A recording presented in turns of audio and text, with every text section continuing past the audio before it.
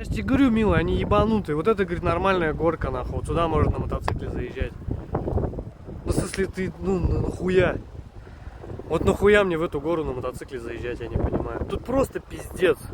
Кусок говна, все в глине, нахуй. Где они здесь собрались кататься, я не понимаю. Ну, пиздец, ебать. Я не поеду завтра, нахуй, на эту пионерку. Я поеду, в смысле, без мотоцикла, просто флаг подержать там, ну, на открытие, типа, чтобы ебалом посветить.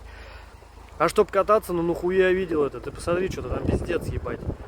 Кусок глины просто, грязь.